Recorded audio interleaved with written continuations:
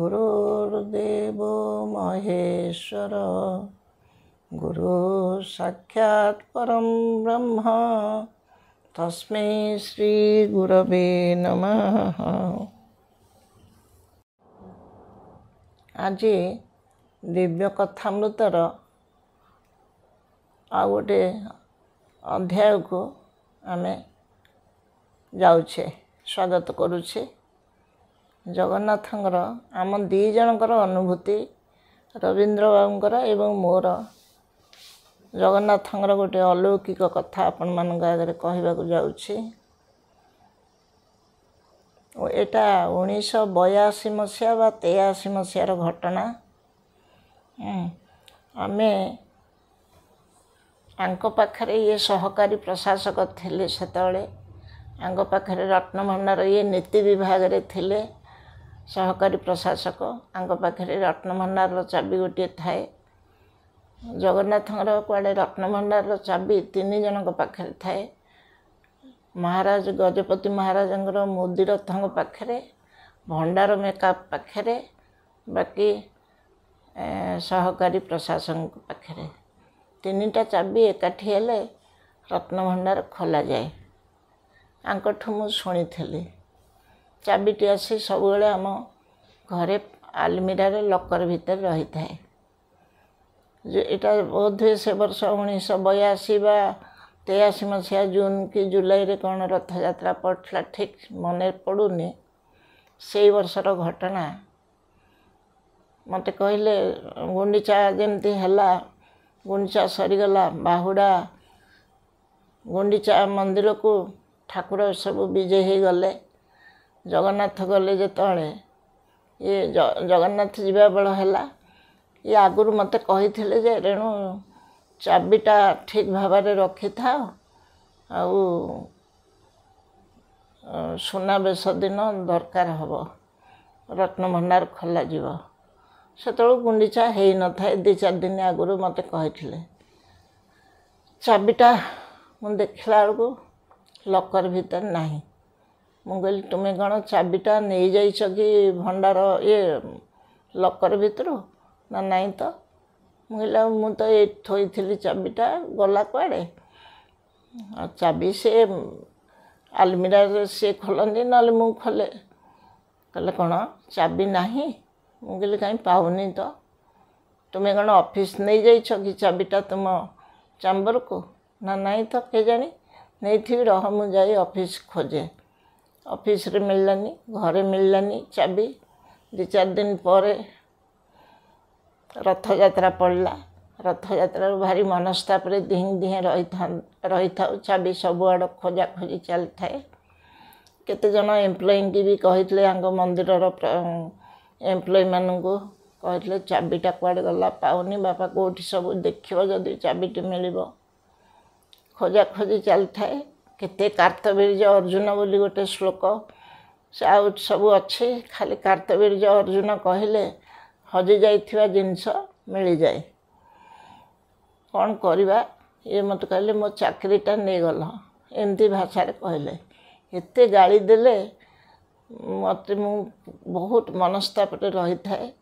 कहले मु खाली माड़ आंकठू माड़ खाइनी नले एते गाली बहुत गाड़ी करुथांती भारी मने मने व्यस्त लगुए दुख लगुए कांद लगुए चाबी मिलू न था। जहाँ सुरुखुरे गुंडीचा यात्रा हो गला तापर दिन जगन्नाथ बलभद्र सुभद्रा सुदर्शन श्री सुदर्शन समस्ते विजय होकर गुंडीचा मंदिर भितर को पशिले। शेष जगन्नाथ श्री जगन्नाथ जाऊँ केते बाण रोशनी हे प्रभु जाऊँ मो मनटा किंतु थाए चाबी पाखे आंकर मोर शेषक जाइकरी जगन्नाथ गोटे जगार दैता माने भिड़ी भिड़ी नहीं गोटे जगार ठिया करदेले। सेतिकाले गोटे बुढ़ा दैता मत कहले माँ चाबी हजि जाइए साहेब को मन बहुत खराब आती बेले जगन्नाथ को जहाँ मगा जाए ठाकुर को एति बेले जहाँ मागिब तुमको से निश्चय देवे।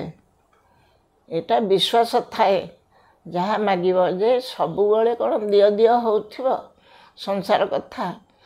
ଆମେ ତ କିଛି ଆଧ୍ୟାତ୍ମିକ କଥା ମାଗିପାରୁନେ, ଖାଲି ସଂସାର କଥା ଆମକୁ ଚିନ୍ତା। ତଥାପି ଚାବି ତ ହଜିଛି। ଆଙ୍କର ମୋର ରବୀନ୍ଦ୍ର ବାବାଙ୍କର ମୋର କୁଣ୍ଢେଇକିରି ତାଙ୍କ ଭୁଜ ଧରିକିରି କାନ୍ଦି କାନ୍ଦି କହିଲୁ, ପ୍ରଭୁ ଚାବିଟି ମିଳେଇ ଦିଅ, ରତ୍ନଭଣ୍ଡାରର ଚାବିଟି ହଜିଯାଇଛି, ମିଳେଇ ଦିଅ, ଆମର ଆଉ କିଛି ଦରକାର ନାହିଁ। ଇଏ କାନ୍ଦୁଥାନ୍ତି, ଆଙ୍କର ଆଖିରୁ ଲୁହ ବୋହି ଯାଉଥାଏ, ମୋ ଆଖିରୁ ଲୁହ ବୋହି ଯାଇଥାଏ। ବୁଢ଼ା ଦଇତାଟି କହିଲେ, ତାଙ୍କ ନାଁ କ'ଣ ମୋର ବି ମନେ ନାହିଁ, ବୋଧହୁଏ 85-88 ବର୍ଷ ବୟସ, 87 ବର୍ଷ ହେଇଥିବ। ଥରୁଥାନ୍ତି, ବସିଥାନ୍ତି। କହିଲେ, କ'ଣ ମାଗିଲ ମା? ଥଟାରେ କହୁଥାନ୍ତି, କ'ଣ ମାଗିଲ ମା? ମୁଁ କହିଲି, ଚାବି। ନା ଆଉ କିଛି ମାଗିଲନି? ସୁନା ରୂପା ପୁତ୍ର ପୌତ୍ର ଘର ଦ୍ୱାର କିଛି ଆଉ ମାଗିଲନି? ଆଉ ହସି ଦେଇ କହିଲେ ଯେମିତି। ମୁଁ କହିଲି, ଆଜ୍ଞା ରତ୍ନଭଣ୍ଡାର ଚାବି ତ ହଜିଯାଇଛି, ଆଉ କ'ଣ ମାଗିବୁ? ସେଇ ଗୋଟିକ ମିଳିଗଲେ ଆମେ ଶାନ୍ତି ପାଇବୁ। ସେ ତାଙ୍କ ପାଟିରୁ ବାହାରି ପଡ଼ିଲା, ନିଶ୍ଚୟ ମିଳିବ ମା, ନିଶ୍ଚୟ ମିଳିବ। ଏ ପ୍ରଭୁଙ୍କ ପାଖରେ ତୁମେ ଯାହା ମାଗିବ ସେ ତା ଦେଇଦେବେ। ସେଠୁ ମୁଣ୍ଡିଆ ମାରିକିରି ଆସିଲୁ। ଇଏ ମୋତେ କହିଲେ, ସ୍କୁଟରରେ ଆଣୁଥାନ୍ତି, କହିଲେ ଚାଲ ଯିବା ମହାଲକ୍ଷ୍ମୀଙ୍କ ପାଖରେ ମୁଣ୍ଡିଆ ଟିକେ ପକାଇବା ଶ୍ରୀମନ୍ଦିରରେ। ସେଠି ଲକ୍ଷ୍ମୀଙ୍କ ପାଖକୁ ଆସିବାକୁ ବାଟରେ ମୁଁ କହିଲି, ଟିକେ ରୁହ, ଯିବା। ଏଠି ଟିକେ ମୋର ଅଛି ମାର୍କେଟିଂ, କ'ଣ କିଣିବା ବୋଲି ପଚାରିଲାରୁ ମୁଁ କହିଲି, ଏଇ ଟିକିଲି ଫିକିଲି ଟିକେ ଘରେ ନାହିଁ, ପେଷ୍ଟ ହରିକା ନାହିଁ, କିଣିକି ନେବା। ତାଙ୍କର ଅନିଚ୍ଛା ସତ୍ତ୍ୱେ ମୁଁ ଟିକେ କହିଲି, ରଖ ସ୍କୁଟର, ମୁଁ ଟିକେ କିଣିକି ନେବି, ତୁମକୁ ତ ବେଳ ହେଉନି, ମୁଁ ବି ଆସିପାରୁନି।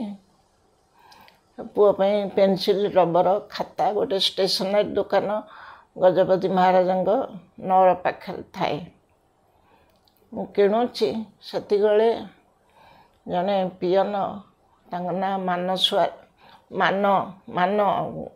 ସୁଆର ନୁହେଁ ତ, ମାନ, ସେ ପିଅନଙ୍କ ନାଁ ମାନ, ମୁଁ ଜାଣିନି ତାଙ୍କ ନାଁଟା ଭଲ ନାଁଟା। ସେ ମାନ ଡାକ ଛାଡ଼ିଲେ, କହିଲେ, ସାହେବ ସାହେବ, ଆଜ୍ଞା ଆଜ୍ଞା, ଚାବି ମିଳିଗଲା। ଇଏ ସେଥିରୁ ମୁଁ କହିଲି, କିଏ ଏଡ଼େ ବଡ଼ ପାଟି କରି ତୁମକୁ ହାତ ଠାରି ଡାକୁଛି?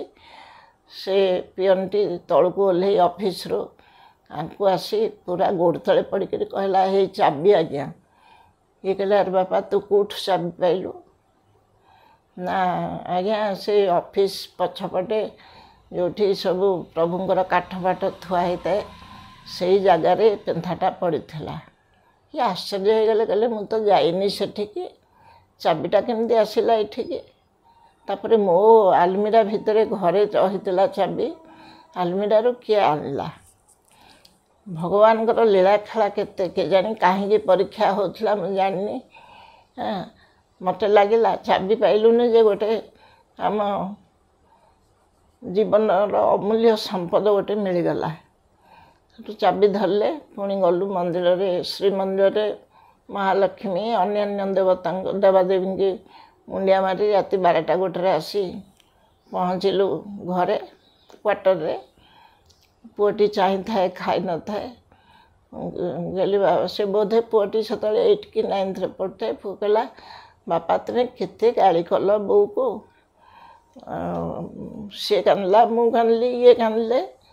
ଯାହା ହଉ ଚାବିଟି ମିଳିଗଲା। କେତେ ଖୁସି ଲାଗୁଥାଏ, ଦୁଃଖ ବି ଲାଗୁଥାଏ, କାହିଁକି ଏ ଲୀଳା ସବୁ ପ୍ରଭୁ କରୁଛନ୍ତି, କେମିତି ଏ ଚାବି ଗଲା। ନିଜକୁ ନିଜେ ଆମେ ମନେ ମନେ ପ୍ରଶ୍ନ ପଚାରୁଥାଏ, ପୁଣି ଉତ୍ତର ମିଳୁଥାଏ, ବୋଧେ ଭଗବାନ ପରୀକ୍ଷା କରୁଥିଲେ କେଜାଣି। ଆମେ ଅନ୍ୟ କ'ଣ ମାଗିବା କି କ'ଣ କରିବୁ, ଚାବି ସମସ୍ୟାରେ ଆମେ ମାଗିଛୁ, ପ୍ରଭୁ ତୁମେ ଆମ ଚାବିଟିଏ ଆପଣଙ୍କର ଫେରାଇ ଦିଅନ୍ତୁ। ଗଲା। ତାପରେ କହିଲେ, ରେଣୁ ତୁମେ କ'ଣ ଭାବୁଛ? ମୁଁ କହିଲି, ଆମେ କ'ଣ ଭାବିବା ଆଉ, ଜଗନ୍ନାଥ ଏତେ ବଡ଼, ତୁମେ ମୋତେ କହୁଥିଲ ନା ମୋ ଚାକିରି ନେଇଗଲ ତୁମେ। ଆଉ ମୁଁ କହିଲି, ମୁଁ କ'ଣ ନେଲି ନା, ଚାବି ହଜିଗଲା। କାଲି ସକାଳେ ଆସେମ୍ବଲିରେ କୋଶ୍ଚିନ୍ ହେବ, ଚାବି ହଜେଇ ଦେଲା, ଏତେ ମାନେ ବେହୁସିଆର ପ୍ରଶାସକ ଗୋଟେ, ସେ କେତେ କ'ଣ କହିଥିଲା। ନା ମୋର ଭୁଲ ହେଇଗଲା, ମୋତେ କ୍ଷମା ଦିଅ, ଆଉ ମୁଁ ଜାଣିନି ସେଠି ଯାଇ ଚାବି ପଡ଼ିଲା। ତାଙ୍କର ତ ବହୁତ ଅନୁଭୂତି ଥିଲା, ସେ ଆପଣମାନଙ୍କ ଆଗରେ କେତେ ସବୁ ଗପିଛନ୍ତି। ମୋର ଏ ଅନୁଭୂତିଟି ମୁଁ ଆପଣମାନଙ୍କ ଆଗରେ ଆଜି କହିଲି। ଚାବିଟି ମିଳିଲା, ଭାରି ଖୁସି ଲାଗିଲା।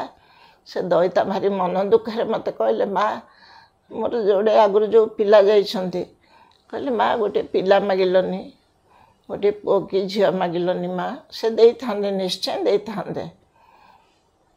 ମୁଁ ଆଉ ହସିଲି। ମୁଁ କହିଲି ଚାବି ତ ମିଳିଗଲା, ସେଇ ଆମ ଜୀବନ ପାଇଁ ଯଥେଷ୍ଟ, ଆଉ କ'ଣ ମାଗିବି ଆଜ୍ଞା। ତାଙ୍କୁ ମୁଣ୍ଡିଆଟି ମାରିଥିଲି। ସେ ଦଇତାଟି ମାନେ ପୁରା ଇଏରେ ବିଶ୍ୱାସର ସହିତ କହୁଥାନ୍ତି, ଜଗନ୍ନାଥଙ୍କୁ ତୁମେ ଯାହା ମାଗିବ ତୁମ ମନରେ ନିଷ୍କପଟ ହୃଦୟରେ ଯଦି ତୁମେ ମାଗିବ ତାଙ୍କୁ ସେ ଦେଇଦେବେ। ତାଙ୍କ ପାଖରେ ବା ପ୍ରଭୁଙ୍କ ପାଖରେ ଅସମ୍ଭବ କ'ଣ? ସେ ସମ୍ଭବକୁ ଅସମ୍ଭବ କରିବେ, ଅସମ୍ଭବକୁ ସମ୍ଭବ କରିବେ। ଏମିତି ହେଇ ଗୋଟିଏ ଦିନର ଏ ଅନୁଭୂତିଟି ଆପଣମାନଙ୍କ ଆଗରେ କହିଲି। ଆପଣମାନେ ଏଇଥିରୁ ବିଶ୍ୱାସ କରନ୍ତୁ, ଭଗବାନଙ୍କୁ ସବୁବେଳେ ବିଶ୍ୱାସ କରନ୍ତୁ। ସମର୍ପିତ ମନ ହେଇଯାଉ ଆମମାନଙ୍କର। ସବୁବେଳେ ଆମେ କେମିତି ଆଧ୍ୟାତ୍ମିକ ଲାଇନରେ ଆମେ କେମିତି ଆଗେଇବା, ଭଗବାନଙ୍କୁ ଭଲ ପାଇବା, ଭଗବାନଙ୍କୁ ଶ୍ରଦ୍ଧା ସ୍ନେହ, ଫଳଟିଏ ହେଉ ପୁଷ୍ପଟିଏ ହେଉ ତାଙ୍କୁ ସମର୍ପଣ କରିବା, ଇଏ ଆମର ଲକ୍ଷ୍ୟ ରହୁ। ଆଉ ସବୁବେଳେ ଭଗବାନଙ୍କ ପାଖରେ ମନ ଦେବା, ଏଇଟା ଆମର ନିରନ୍ତର ଭାବନା ରହୁ। ଏତିକି କହି ଆପଣମାନଙ୍କ ଠାରୁ ବିଦାୟ ନେଉଛି। ଜୟ ଜଗନ୍ନାଥ।